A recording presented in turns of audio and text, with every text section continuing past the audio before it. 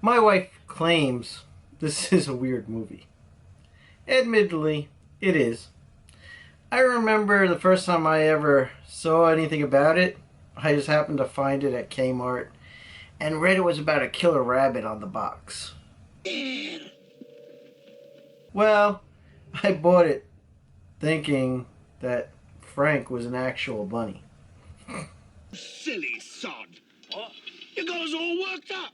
At the time, though, I think 2001's Donnie Darko did something pretty unique. It combined an indie movie with high concept science fiction. It wasn't horror like I thought.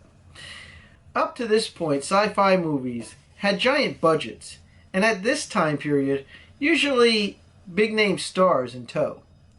Director Richard Kelly decided to bring us something different with this melding of family drama and time travel. The family is definitely one of the film's strengths, too. Reminiscent of Steven Spielberg's E.T., the family here feels very realistic in their interactions. You'll regret that. My husband's paycheck? Oh. Huh. Anyway, I'm not gonna squeeze one out till I'm like 30. Will you still be working at the yarn barn? Because I hear that's a really great place to raise children. That's really funny. Which in part can be attributed to Donnie Darko actor Jake Gyllenhaal being the real-life brother to his sister Elizabeth Darko.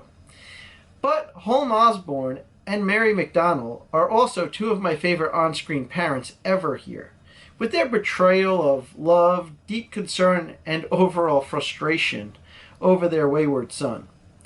Though she ended up being the main character in the 2009 terrible follow-up to this movie, S. Darko, young Rose Darko has the least to do in this movie, but makes the best of her couple comedic moments. What the fuck, ass? Which is another thing Donnie Darko does remarkably well. Sure, it's mostly a dark, mature comedy throughout, but given its bleak subject matter, Donnie Darko is a pretty funny movie.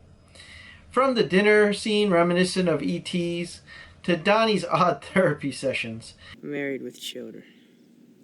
What do you think about your family? I just turn down the volume and think about fucking Christina Applegate. And of course, the ridiculous conversation about Smurfette. It's really one of the film's many strengths. And I just noticed this guy, too, in one of his least funny roles.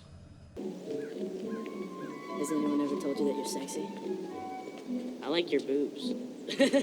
Besides the family, Donnie Darko is also peppered with other fantastic characters, including the batshit crazy Kitty Farmer, seedy motivational speaker Jim Cunningham, Donnie's sardonic love interest Gretchen Ross, and a host of others. And each actor really makes their character shine and has some well-written, purposeful screen time. Whether it's be the usual stock bullies, the annoying principal, the well-meaning teachers played by Drew Barrymore and Gary Lundy. Donnie Darko.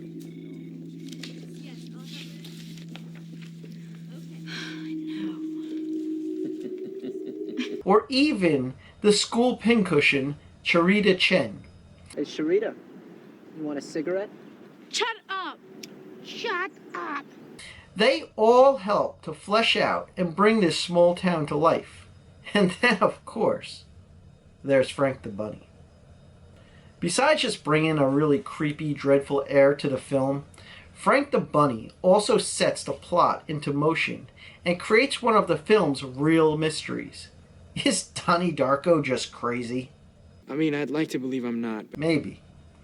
After an airline engine crashes through Gyllenhaal's house, annihilating his bedroom, we find out he's not dead, and luckily has sleepwalked his way onto a golf course, where Frank the Bunny delivers his ominous message to him. 28 days. 6 hours. 42 minutes. 12 seconds. That is when the world will end.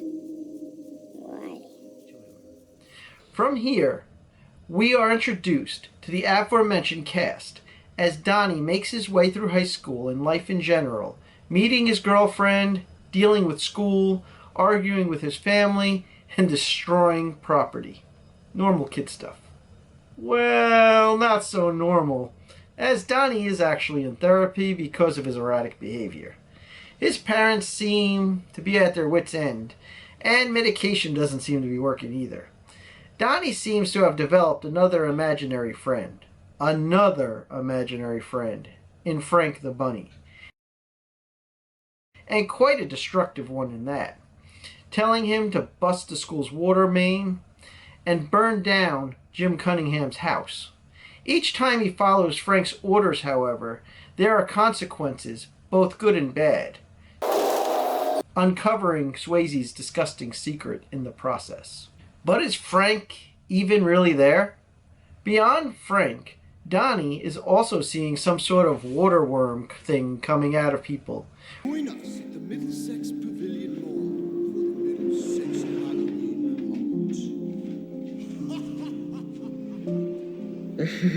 Which reveals their actions before they happen, and he begins investigating the concept of time travel. The world is set to end. Can Donnie stop it, or does he just have delusions of grandeur? It's hard to say. It's a weird film and open to multiple interpretations. The most obvious being that Frank the Bunny, the Abyss things, and time travel are all real in this universe. And after seeing how the events unfold, because of him surviving his unfortunate accident, including the death of someone close to him, he decides to sacrifice himself. It's actually the theory I like the best. Sure, it's a little trite, but a somewhat happy ending on such a morose film is actually kind of fitting. In the end, Gyllenhaal gives his life for the one person who made him feel anything. And it's a pretty sloppy, bleak ending where Cunningham gets away with his crimes and Gretchen never even knows who Donnie even was. Hey, what's going on? Horrible accident. My neighbor got killed. What happened? Got smushed by a jet engine.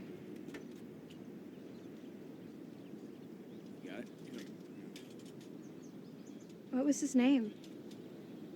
Donnie Darko.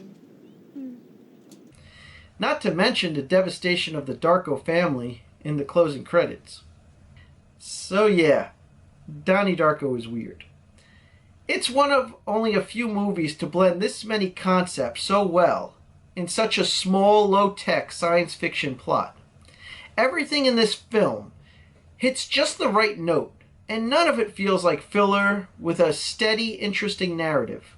Unfortunately, the same can't be said for any of Richard Kelly's other work to date. Seemingly taking away from this film's success, that weird is what got the audience invested, and not its well-thought-out, earnest plot. Would definitely recommend this to anyone who is into science fiction, indie dramas, and just weird shit, or even 80s music in general. Almost forgot to mention this film's killer soundtrack, an idea which many films, TV shows borrowed heavily from. It was kind of Stranger Things before Stranger Things. So in conclusion, just go watch it.